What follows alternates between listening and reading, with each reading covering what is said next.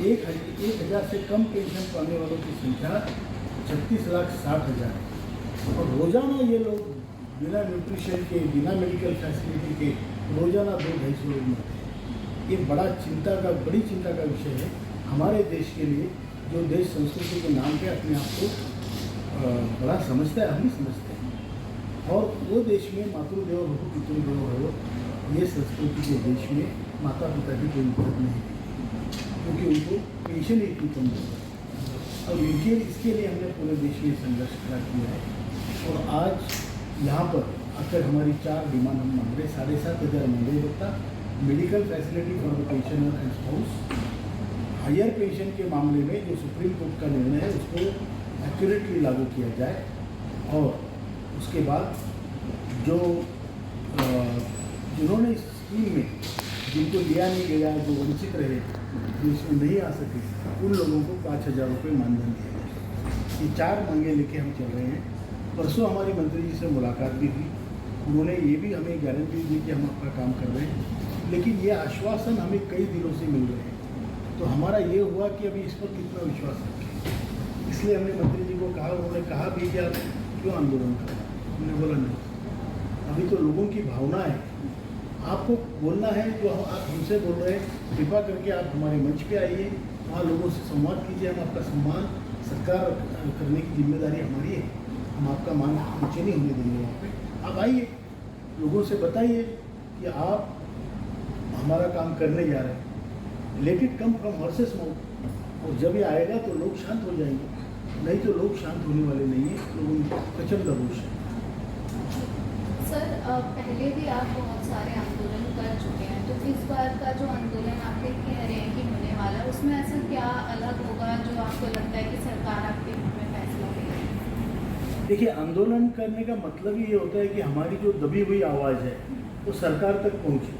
नहीं तो यहाँ तक दिल्ली में आने में किसको इंटरेस्ट है, जो बुढ़े लोगों को, उनके पास पैसा नहीं है। यहाँ आने का मतलब ये होता है कि हम हमको नोटिस करें, ये हमारी जो डिमांड्स है, हमारी जो मांगे हैं, सरकार के कानों तक पहुँचे, वो भी आपके माध्यम से। और ये करने के लिए लोग यहाँ पे आए। अब ये तो सही है कि आंदोलन में हम क्या कर सकते हैं, क्या कुछ जलाएं, कुछ बसें जलाएं, हम कर नहीं सकते। देश हमारा भी है, हम वो नहीं करेंगे, हम अपनी गुहार लगाएंगे। हो सकता है हम संसद पे मार्च करें, हो सकता है हम अपने आप को पुलिस के हवाले कर दें, अटक करवाएं, जो भी है। लेकिन इसका मतलब ये नहीं कि हम कोई देश विरोधी कार्रवाई करेंगे। हम ये करेंगे कि हमारी आवाज़ सुनो। आप गूंगी बहरी सरकार, जो भी सरकार होती है वो गूंगी बहरी होती है, सरकार सत्ता अंधी होती है, तो उनकी आंखें खोलने के लिए आपको करना पड़ता है। जब माँ दूध नहीं पिलाएगी तो बच्चा रोएगा। और यहाँ क्या हुआ है, माँ एक अंधारी, उसने आंखों में बांधी है पट्टी। तो ये दुर्योधन दुशासन तो अच्छे पल रहे हैं, और हम सवा बच्चा, हमारी तरफ कौन देखेगा भाई। तो ये सवा बच्चा यानी जो 100 नंबर का बच्चा है, 100 चाइल्ड, उसने डिसाइड किया है कि दुर्योधन दुशासन को बाजू में करेंगे और अपनी माँ पर अपना हक जताएंगे। I am a National Chief Coordinator from Bangalore. Commander sir has explained 125 different organizations come under EPS 95 pension scheme, and NAC has developed in more than 27 states. Our organization is existing and fighting for our rights.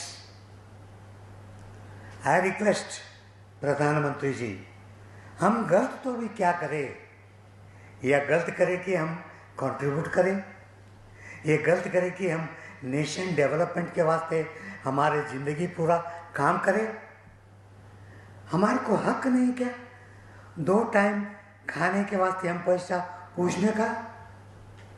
आप तो बहुत अच्छा काम कर रहे हैं, उसके बारे में हम कुछ भी कमेंट नहीं करते हैं। हमारा भी काम करिए, ये हमारी मुद्दा है। और इसके वास्ते तमाम different corners of India, thousands of people coming from 9th and 10th and 11th. This time, even Commander C has told that we met our Labour Minister and he has told that it will be done.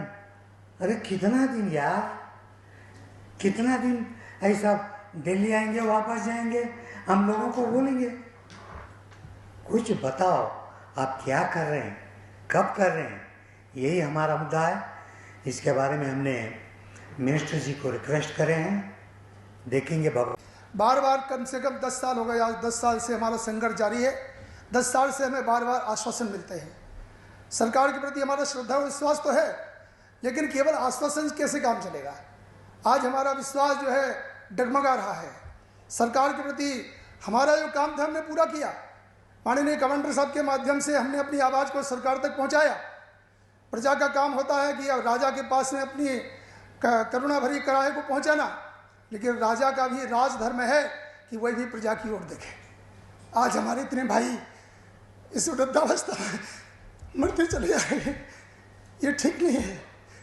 इसलिए आप सबके माध्यम से, media के माध्यम से माननीय प्रधानमंत्री से अपील करते हैं कि ये जो हमारा 3 दिन का आंदोलन है, इसी 3 दिन के आंदोलन के दौरान फास्ट ट्रैक के ऊपर जो है हमारी केस को देखा जाए और तुरंत इसका निर्णय कर लिया जाए।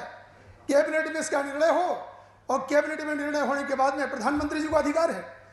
और हम कोई ज़्यादा नहीं मांगते हैं। जो हमारे माननीय अध्यक्ष महोदय ने बताया, ये with in the sphere of EPFO के पेंशन फंड से हो सकता है।